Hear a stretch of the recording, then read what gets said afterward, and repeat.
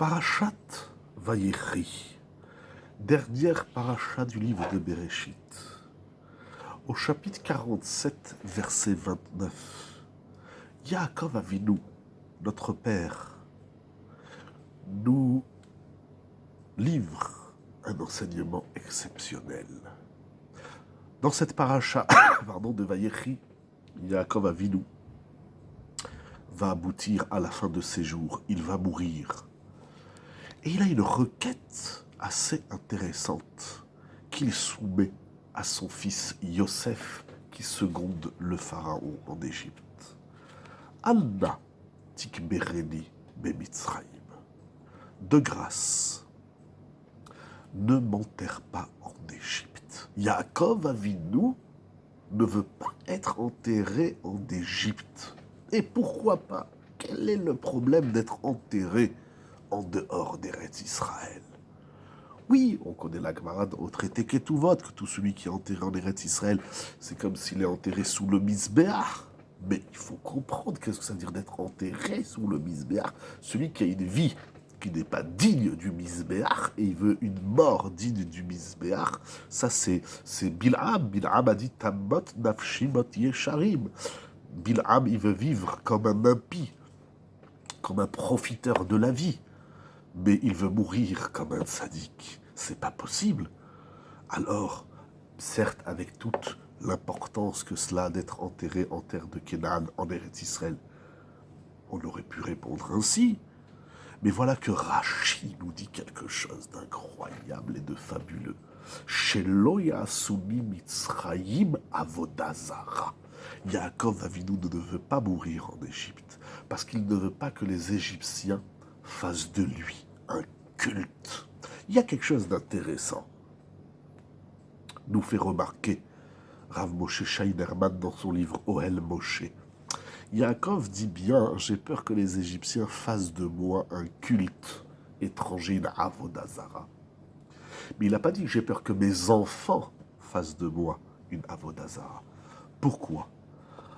Le Mashgiach Rabbeinu Yerucham Zecher Tzadik Vekadosh Livracha dit quelque chose d'immense, que je traduis en mes mots ainsi, mais vous pourrez lire dans les textes de Rabbi Yerucham ou du Ohel Moshe, page 947.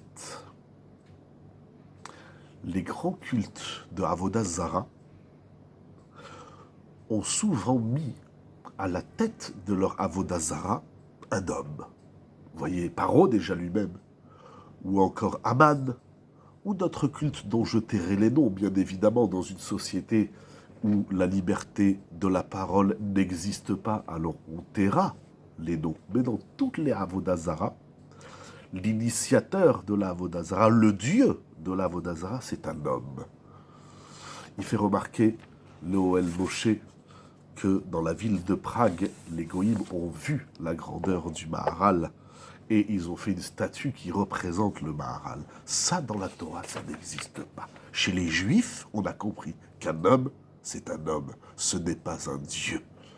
Chez les Romains, ou dans d'autres cultures, on a fait de l'homme un dieu. Ça, dans la Torah, ça n'existe pas.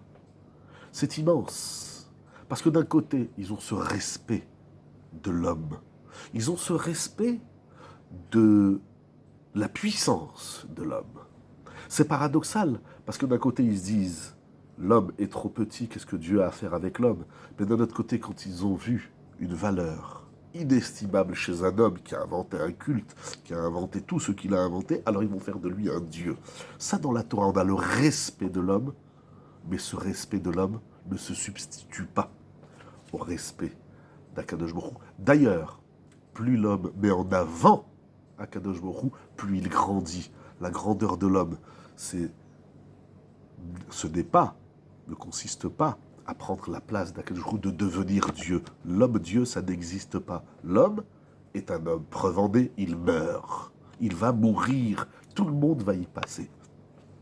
Ce qui reste de l'homme, c'est son nom, ce sont ses œuvres, ce sont ses bonnes actions, ce sont ses vertus, etc., etc. Mais une chose que l'homme ne peut pas devenir, c'est un Dieu. Yaakov Avinu, il dit, mais si je meurs en Égypte, et qu'on m'enterre ici, alors il risque de faire de moi un monument. Parce que les Égyptiens ont reconnu la grandeur de Yaakov Avinu. Grâce à lui, la famine s'est arrêtée. Grâce à lui, il y avait des miracles. Le Nil montait, non pas pour engloutir l'Égypte, mais pour irriguer ses champs. Il ne pleut pas beaucoup en Égypte. Et donc c'est l'eau du Nil qui irriguait les champs et qui donnait. Donc toute l'économie du pays, c'était grâce à Yaakov Avinu. Il a fait des choses immenses en Égypte. Pour lui, pour le clan d'Israël et pour les Égyptiens. Mais Yaakov Avinu connaît sa place. C'est ça sa leçon. Ne m'enterrez pas en Égypte parce que je ne veux pas devenir un culte.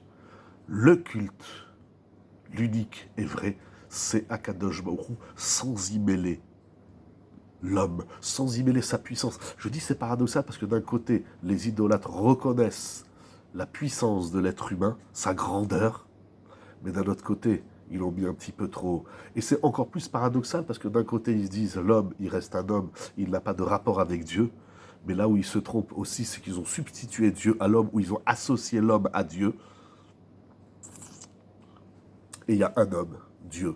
Tous ceux qui sont autour restent des êtres humains. Dans la Torah, c'est pas comme ça. Chacun, il peut devenir un Avraham, un Yitzhak et un Yaakov, comme c'est écrit dans le Midrash Tana d'Eliyahu, et comme c'est écrit dans le Rambam. Tout le monde peut devenir Moshe Rabbeinu, à la condition qu'on ne prenne pas la place, ni des autres hommes, ni d'Akadosh Baruch. Voilà une des leçons magnifiques, sublimes que je voulais partager avec vous de la paracha de Vayechi, tiré de cet enseignement de Rabbeinu Yocham rapporté par Rav, par le Ohel Moshe. Et pourquoi l'homme ne peut pas devenir Dieu? C'est très simple, nous dit-il, parce que, comme disait Rabbi Yocham, si le Rambam, si Maïmonide vivait en Égypte, et d'ailleurs il a vécu en Égypte, mais s'ils avaient chez eux un homme aussi grand que Maïmonide, alors ils auraient fait de lui une Avodah Zara. Non, c'est pas possible. Pourquoi? Parce que l'homme est limité. Déjà dans le temps de sa vie, dans ses qualités intellectuelles, physiques, financières, etc., etc. Akadosh Baruch Hu, il est infini. Celui qui se prend pour Dieu, il a tué l'homme qui est en lui. Notre mission, c'est de ne pas devenir des hommes qui se prennent pour Dieu, qui se croient Dieu, parce que là, non seulement on s'est tué, on a tué Dieu, mais on a tué tous les autres hommes. On empêche l'autre d'aller au maximum de lui-même, parce qu'on dit le Dieu c'est moi, et toi tu ne le deviendras jamais. Dans la Torah, c'est pas comme ça. Il y a une place pour chacun dans le système de la Torah. Shabbat Shalom.